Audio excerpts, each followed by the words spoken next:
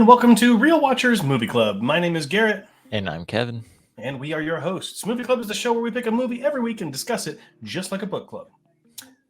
On today's show, we're covering the second film in the legendary trilogy, Star Wars Episode 5, The Empire Strikes Back. Our thoughts and more coming up on Movie Club.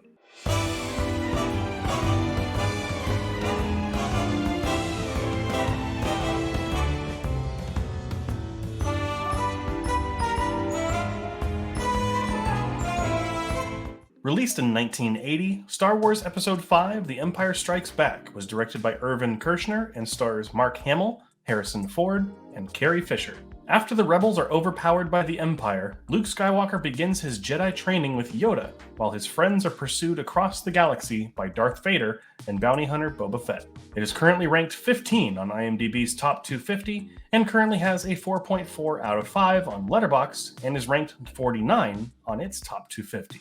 It won 1 Oscar for Best Sound, as well as a special recognition for visual effects.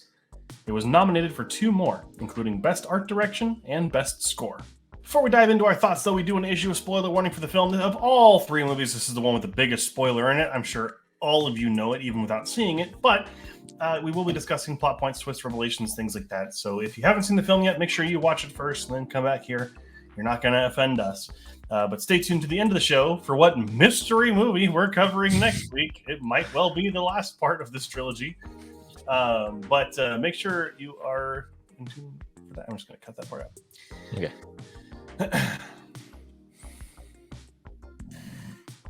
Nice. Sorry. No, it's okay. Dinner's fucking with me. Alrighty, Kevin. So we're here with the second movie in the original Star Wars trilogy, or the 5th movie in the saga.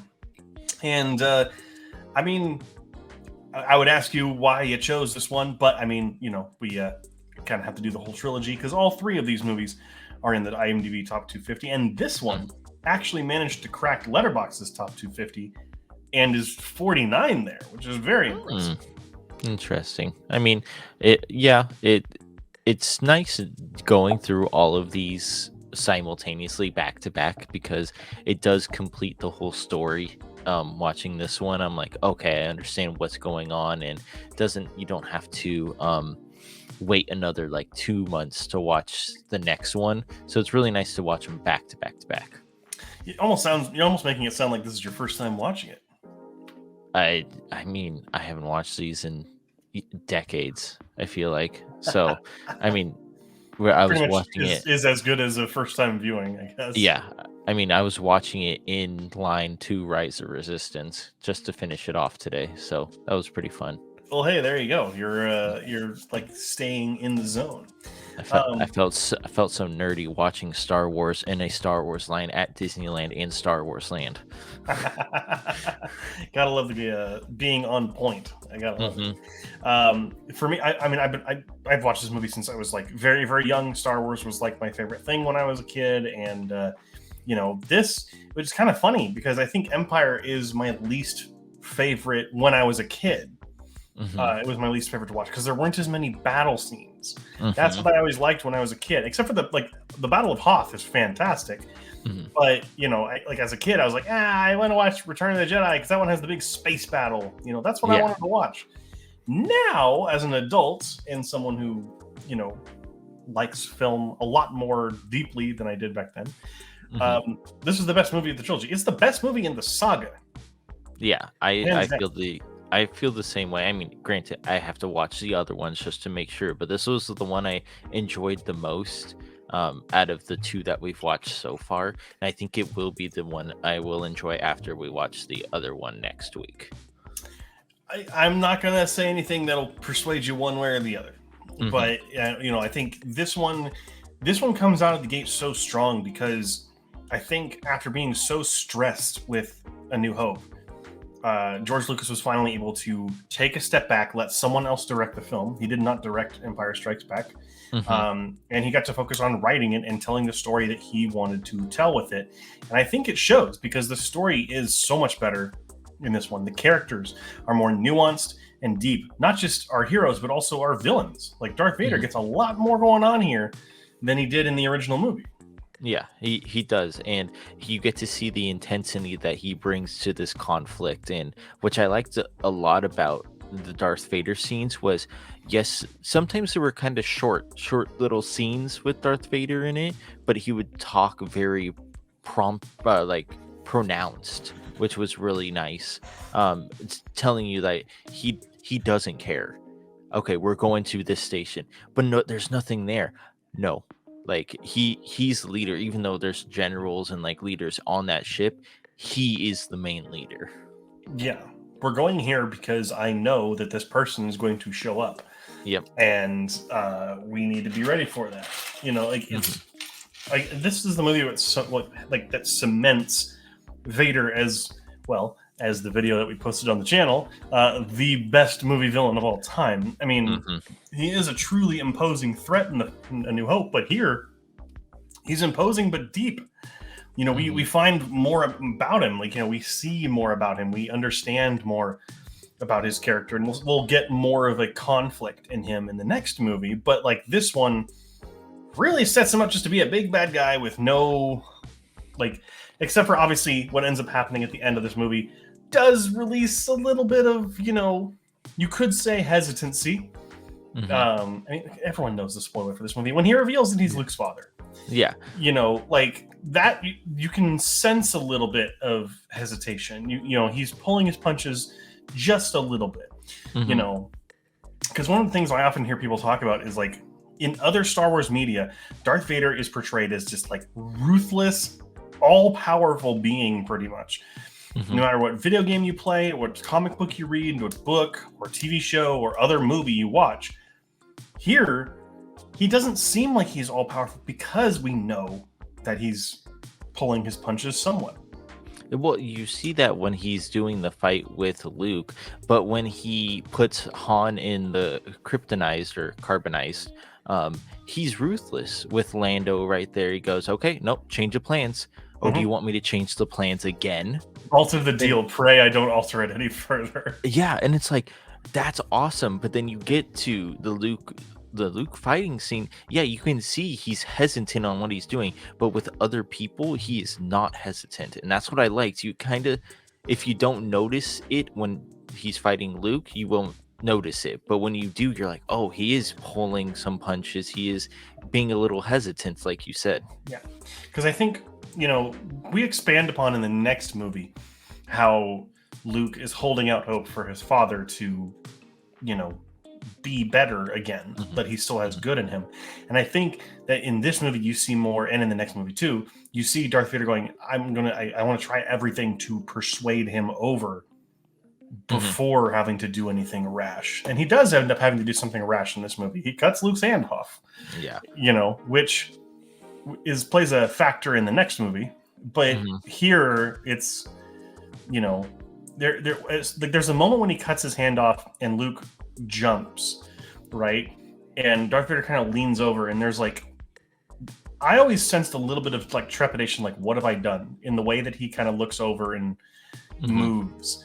And that's just like, I don't know if that was intentional. I'm sure it could have been, but like, it's fantastic. The entire duel between Luke and Vader is also very, very well done in this movie. Hmm. It is. It is. But and I liked going back to Vader's like backstory. You just in this movie, you just skim the backstory of him. Like Hmm. there's a whole lot that you don't know about him, but just for this movie, you're like, this is what you need to know, and that's all we're gonna give you.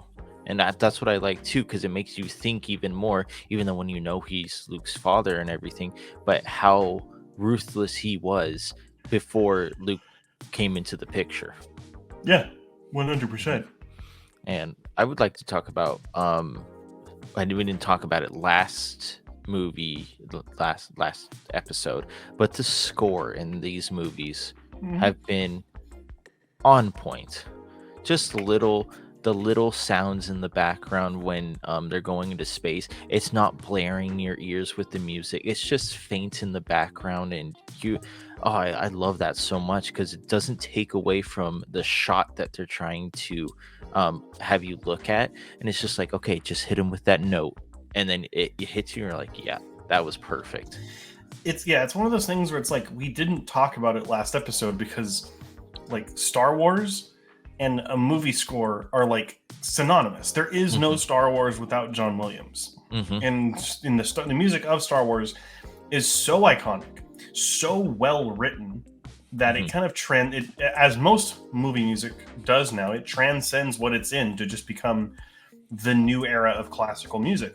And it's brilliant. You know exactly what happens from Darth Vader's theme. You know the hopefulness that comes with the Luke theme in episode 4 when he's looking at the two suns. The asteroid chase in episode 5, the musical score for that is absolutely incredible. Every single piece is fantastic from these films, and again, it's all John Williams. Yeah, and I like how newer movies just put there's just loudness in their music that it overpowers the scene that it's showing, which I don't necessarily like. So I like when going back to the older movies where they prioritize over the scene over the music that is happening, because then it makes me want to watch the screen more and not listen to what's actually being like sung or what instruments are on in the background.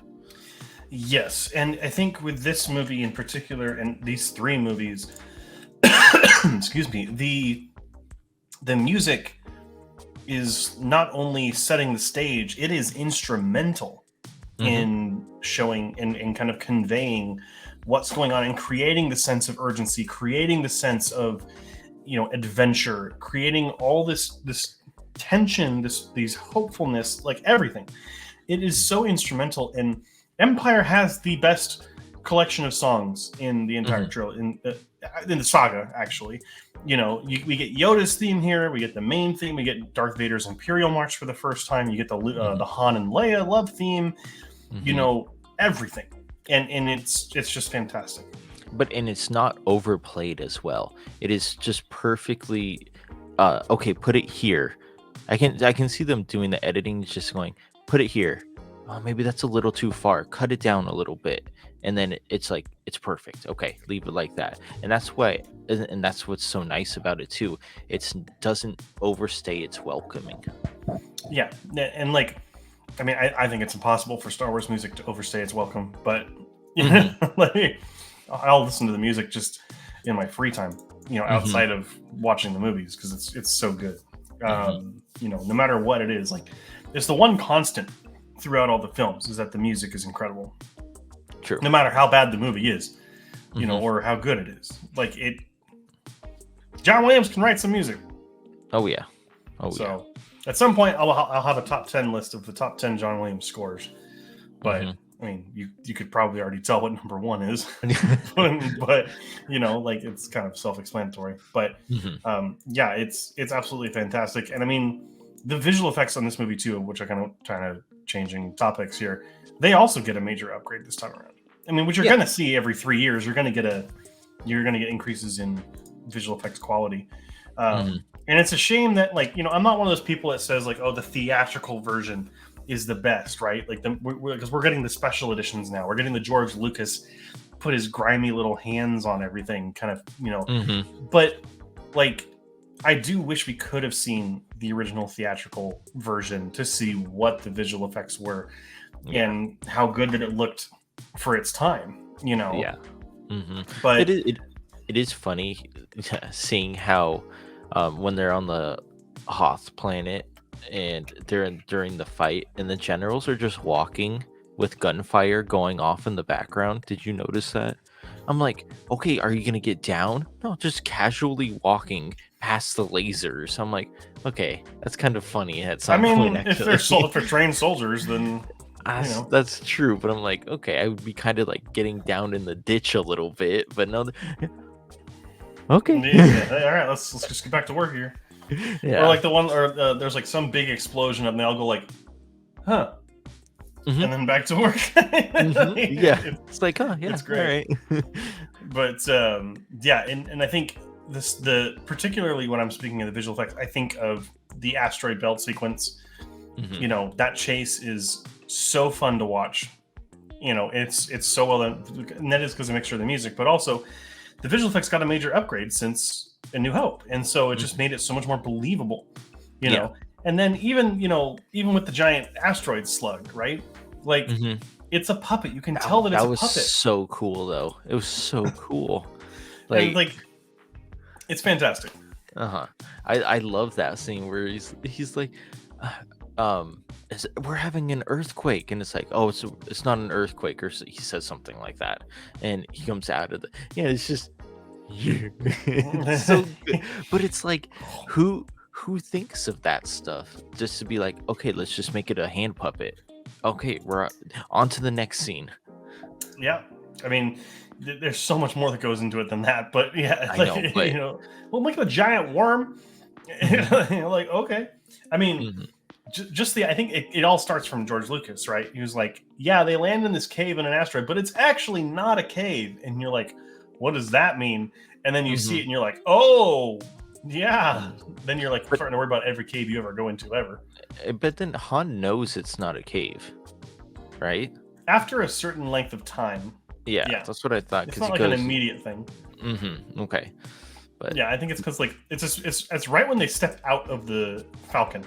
Yeah. Because it's like, why is the ground wet? And it's like, probably because this isn't a cave. And then that's when he starts shooting it, right? And it moves. Yeah. And they're like, oh, yeah. So, and then I think Minox are not like the little bat things. Yeah. Are not like super common everywhere in the galaxy. I could be wrong. I'm not up to date on my Minox knowledge, but like they could just be in the insides of space worms. I have no idea. But couldn't tell you. It was kind of interesting that made me remember that's the first creature we see in Star Wars that can exist in space without like oxygen or anything like that. But before we saw the Lightspeed whales later on, but it was kind of interesting. So that was the first creature. Yeah, and I do have to admit, this gives me my most favorite character, is Yoda. How funny he is when you first meet him. He's just a little he's like an old person with zoomies. That's what I kept thinking of. he's like an internet troll now when they're old, because he's just a little dick in the beginning. I'm like, wait, you're Yoda? And then immediately just persona changes, and it's like, yeah, all right, and it's almost one of those things that the prequels ruin, is seeing him like full on Jedi Master mode. Because it's like, yeah, we got the fun loving Yoda for like 10 minutes. The fun puppet. Bring back the puppets. They did. Last Jedi had the Yoda puppet in it when they did or when you eventually get to it, if you're watching all of them. Like they have the puppet in it. They didn't go back to doing the visual effects. And even Phantom Menace has a puppet version of Yoda. So they did for a while, and then they were like, yeah, visual effects is the best way to go. It definitely doesn't look like a GameCube character. But I'm digress. Get out of my prequel hate for a moment. It's a great dynamic too, right? Because we lose Obi-Wan. We lose the person that had that personal emotional connection to Luke that we only find out later in this movie, right? Like, oh yeah, he was your father. Yep. I didn't. So like, and then you get Yoda, who is just an outside teacher who did have personal experience, obviously, with Anakin, who is now Darth Vader. But you're getting someone who's going to teach him free of emotional kind of connection, because you never really sense that Yoda has that much of an emotional connection to anyone. No, at least as far as I have been able to tell. Even in the prequels that I remember, he doesn't really attach to himself to anybody. Yeah, he adheres to the code. So it makes sense. But he's a fantastic character to add in, and I think the world building that kind of stems off of that, right? Oh, there's a planet that he's been isolated on. Why is he isolated? Which then creates further questions. But then also like all the bounty hunters that we get in this movie, like Boba Fett's cool and all, but I love me some IG-88. I love me some of that big old tall droid. You know, I like Mhm. what's going on with him.